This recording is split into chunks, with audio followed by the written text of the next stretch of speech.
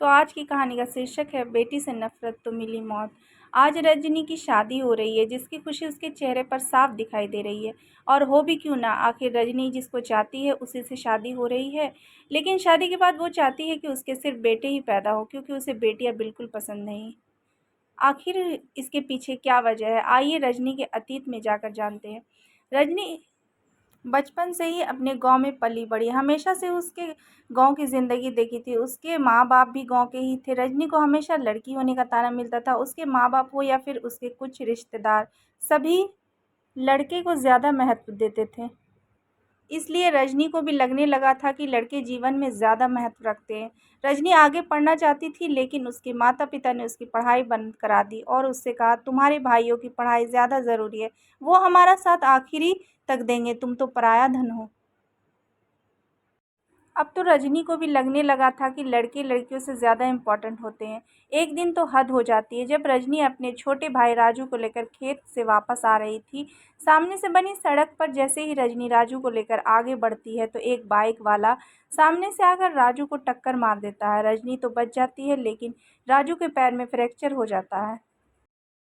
वहाँ पर खड़े लोग जल्दी से राजू को ट्रीटमेंट के लिए हॉस्पिटल ले जाते हैं। जब रजनी के घर वालों को ये बात पता चलती है, तो पूरे घर में जैसे हल्ला मच जाता है। रजनी के घर वाले हॉस्पिटल पहुंचकर रजनी को हॉस्पिटल में ही खूब खरी खोटी सुनाते हैं। रजनी की माँ रजनी से कहती है, सत्यानाश हो तेरा, जो तू राजू का ख्याल नहीं रख पाई। अगर मेरे राजू को कुछ भी होता तो मैं तुझे जिंदा नहीं छोड़ती। काश मेरे बेटे की जगह तेरा पैर टूट जाता। तू क्यों जिंदा है, तू क्यों नहीं मर जाती। ये सारी बातें जैसे रजनी के दिल को तोड़ कर रख देती है। उसे पूरी तरह से ये एहसास हो जाता है कि लड़की होना एक अपराध है, लड़की नहीं होनी चाहिए। अब वह जब भी किसी लड़के को देखती तो अपने बारे में सोचती कि काश मैं भी एक लड़का होती तो मुझे भी महत्व मिलता। शुरू-शुरू में रजनी को अपने लड़की होने पर सिर्फ अफ़सोस होता था, लेकिन जैसे-जैसे वह बड़ी होती गई, उसका वह भी औरों की तरह हो चुकी है। वह चाहती है कि सबके घर सिर्फ लड़का ही जन्म ले। उसको लगता है कि जिस घर में लड़की पैदा होती है, वह घर मनहूस हो जाता है। बड़ी होने के बाद रजनी का एक ही सपना है कि उसकी शादी हो और उसका एक चाँद सा बेटा पैदा हो। आज रजनी के लिए वह ख़ास दिन आ ही जाता है, क्योंकि आज रजनी की शादी हो रही है। रजनी के माँ-बाप ने उसके लिए एक अक्लमंद, होनहार और सरकारी नौकरी करने वाला लड़का ढूँढा है, जिसका नाम सुरेंद्र है। सुरेंद्र एक बहुत ही अच्छा और ऊँची सोच वाला इंसान है। सुरेंद्र और रजनी की सोच आपस में बिल्कुल नहीं मिलती। सुरेंद्र रजनी से बिल्कुल अलग है। सुरेंद्र से शादी होने के बाद रजनी बहुत खुश रहती है और सुरेंद्र से कहती है कि मुझे उस वक्त का इंतज़ार है जब हमारा एक प्यारा सा चाँद सा जैसा बेटा होगा। इस पर सुरेंद्र रजनी से कहता है कि लड़का हो या लड़की, बच्चे तो हमारे ही होंगे ना, मेरे लिए दोनों ही बराबर हैं। हाँ, लेकिन अगर बेटी पैदा हो जाए तो मुझे और भी ज़्यादा खुशी होगी।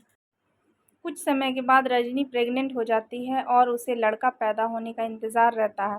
उसका लड़का ही पैदा हो, इसके लिए वह हर जद्दोजहद करती है, यहाँ तक कि वह ढोंगी बाबा तक के पास जाती है। रजनी की इन हरकतों को सुरेंद्र नोटिस कर लेता है और उसको अंधविश्वास वाली चीज़ों से दूर रहने को कहता है। लेकिन रजनी सुरेंद्र की एक भी बात नहीं मानती और छुप-छुप कर ऐसी चीज़ें किया करती है। लेकिन कहते हैं ना कि ईश्वर के आगे किसी की नहीं चलती। वह जो चाहेगा वही होगा। रजनी की इतनी कोशिशों के बाद भी उसके लड़का पैदा नहीं होती है। बेटी पैदा होने से रजनी का पति सुरेंद्र तो बहुत खुश रहता है, लेकिन रजनी अपनी बेटी को गोद में लेना तो दूर, उसका चेहरा भी नहीं देखती। हॉस्पिटल में नर्स रजनी से कहती है, मुबारक हो, आपको बहुत ही प्यारी सी बेटी हुई है। तो रजनी अपना गुस्सा करते हुए कहती है कि बेटी नहीं, मनहूस पैदा हुई है। नर्स रजनी के ऐसे बर्ताव से डर जाती है और रूम से बाहर चली जाती है। थोड़ी देर के बाद सुरेंद्र रजनी के रूम में आता है और खुशी से अपनी बेटी को गोद में लेकर रजनी के करीब जाता है और रजनी का धन्यवाद करता है कि उसने इतनी प्यारी बेटी पैदा की है। रजनी गुस्से से मुंह मोड़ लेती है और सुरेंद्र से कहती है, रखो तुम अपनी बेटी अपने पास, मुझे तो बेटा चाहिए था, बेटी नहीं। रजनी के ऐसे व्यवहार से सुरेंद्र को गुस्सा तो बहुत आता है, लेकिन सुरेंद्र अपने गुस्से को पी जाता है और रजनी को समझाता है कि बेटी हुई है तो क्या हुआ है, वो तो वह हमारा ही खून है ना। अगर हम अपनी बेटी के साथ ऐसा सलूक करेंगे तो फिर दूसरों से क्या उम्मीद करेंगे। सुरेंद्र को इतना समझाने के बाद भी रजनी उसकी एक नहीं मानती और ना ही अपनी बेटी को अपना दूध पिलाती है। हॉस्पिटल से डिस्चार्ज होने के बाद सुरेंद्र रजनी को लेकर घर आ जाता है। घर पहुंचने के बाद वह रजनी से कहता है कि अब बहुत हो चुका तुम्हारा, तुम मेरी बेटी को अपना दूध पिलाओ। डॉक्टर ने कहा है कि बच्ची की सेहत के लिए माँ का दूध बहुत ज़रूरी है। रजनी सुरेंद्र की बात नहीं मानती है और कहती है, मैं किसी भी कीमत में इस मनहूस को अपना दूध नहीं पिलाऊंगी, चाहे कुछ भी हो जाए। इस पर सुरेंद्र को बहुत गुस्सा आता है और वह रजनी को धमकी देता है, अगर मेरी बेटी को कुछ हुआ तो मैं तुझे डिवोर्स दे दूंगा। सुरेंद्र के इस तरह धमकाने से रजनी थोड़ा डर सी जाती है और अपनी बेटी को दूध पिलाने के लिए राज़ी हो जाती है। दूध पिलाने के बाद भी रजनी को अपनी बेटी पर थोड़ी भी मोहब्बत नहीं आती। उसकी बेटी उसे बोझ की तरह लगने लगती है। 4 दिन गुज़र जाते हैं लेकिन रजनी को अभी भी अपनी बेटी पर प्यार नहीं आया। वह मन ही मन सोचने की काश ये मर जाए। अगर सुरेंद्र का दर्द नहीं होता तो शायद रजनी अपनी बेटी का गला घोंटकर ही उसे मार देती, लेकिन पति की दी हुई धमकी उसे याद रहती है। वह ऐसा मौका तलाश कर रही थी कि जिससे कि उसकी बच्ची मर भी जाए और उस पर इल्ज़ाम भी ना आया, और एक दिन उसे यह मौका मिल ही जाता है जब उसकी बुआ उससे मिलने आती है। रजनी की बुआ बच्ची से मिलकर बहुत खुश होती है और रजनी से उसका अच्छे से ख्याल रखने को कहती है। रजनी की बुआ रजनी से कहती है, सर्दी का दिन है, तुम अपना और बच्ची का ख़ास ख्याल रखो। अभी कुछ ही दिन हुए हैं बच्ची की पैदाइश को, तुम्हारे और बच्ची दोनों का बदन कमज़ोर है, इसलिए ठंड से बचना। अगर तुम ठंड से बचोगी तो बच्ची के लिए भी अच्छा होगा। अगर तुम्हें ठंड लगी तो बच्ची को भी लग जाएगी, क्योंकि वह तुम्हारा दूध पीती है। रजनी पहले तो बुआ की बातें सुनकर मन ही मन गुस्सा करती है, लेकिन फिर बाद में कुछ सोचकर थोड़ा मुस्कुराती है।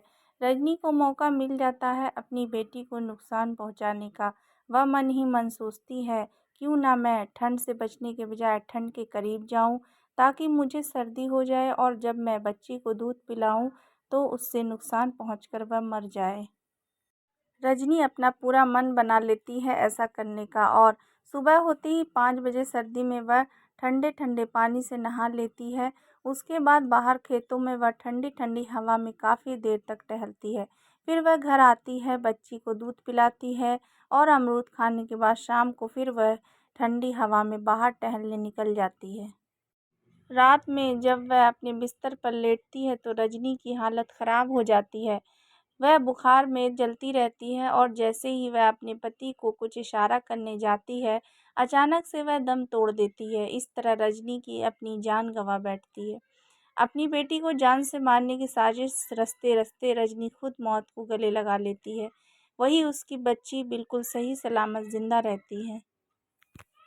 इस सच्ची कहानी से हमें यह सीख मिलती है कि जो लोग दूसरों के लिए गड्ढा खोदते हैं वो खुद उस गड्ढे में गिर जाते हैं। इसके अलावा अपनी बेटी से नफरत करने वालों का अंजाम क्या होता है, वह रजनी की मौत से साबित हो गया। जब बात बेटी की आती है तो ईश्वर भी बेटी का ही साथ देता है, क्योंकि बेटी बोझ नहीं ईश्वर का वरदान होती है। तो दोस्तों, ये हमारी कहानी कैसी लगी, प्लीज़ मेरे चैनल को आप सब्सक्राइब करें और मुझे सपोर्ट करें। थैंक्स।